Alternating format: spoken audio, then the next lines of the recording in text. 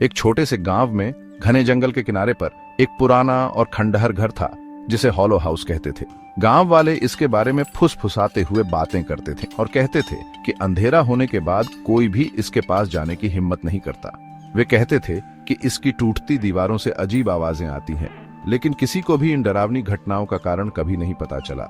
एक ठंडी शाम सारा नाम की एक जवान लड़की, जो इन कहानियों को सिर्फ अंधविश्वास मानती थी, ने हॉलो हाउस के बारे में सच्चाई का पता लगाने का फैसला किया। हाथ में टॉर्च लेकर वह शाम ढलने के बाद इस रहस्य को सुलझाने के लिए निकल पड़ी। सूखे और कंकाल जैसे पेड़ कांपती हुई शाखाओं से आसमान को छूते हुए लग रहे थे। हवा ठंडी थी और हवा के फुसफुसाते हुए दूर से अजीब आवाजें आ रही थी। सारा टूटते हुए दरवाजे के पास पहुंची और उसे धक्का देकर खोला। हर कदम के साथ पुरानी लकड़ी के चरमराने की आवाज आ रही थी। अंदर हर जगह धूल जमी हुई थी और हवा सड़ान से भरी थी। दीवारों पर पुरानी तस्वीरें टंगी हुई थीं।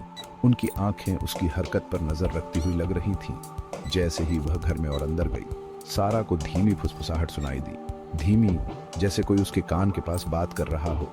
यह सिर्फ हवा है, उसने खुद को दिलासा दिया, अपने डर को दूर भगाया।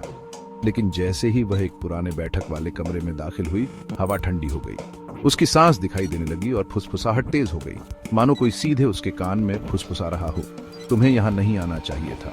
अपने डर के बावजूद सारा वहीं खड़ी रही।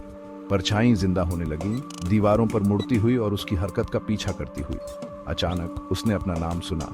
एक भयानक आवाज गूंज रही थी, सारा, मानो कोई उसे पुकार रहा हो।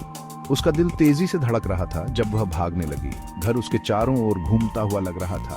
हर मोड़ पर नए रास्ते दिखाई दे रहे थे। उसकी टॉर्च की रोशनी लड़खड़ा गई और फिर उसने उसे देखा।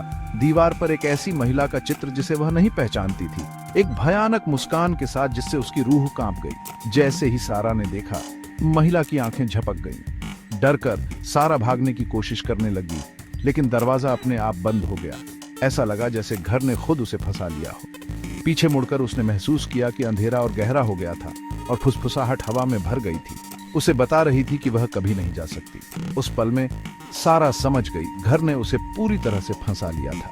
अगली सुबह गांव में किसी ने भी सारा के गायब होने पर ध्यान नहीं दिया।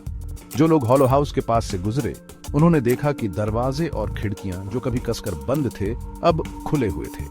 अंदर घर बदल गया था। नई दीवारें, नए फर्नीचर और नएपन का एक अजीब सा एहसास। लेकिन सबसे डरावनी खोज दीवार पर टंगी एक नई तस्वीर थी।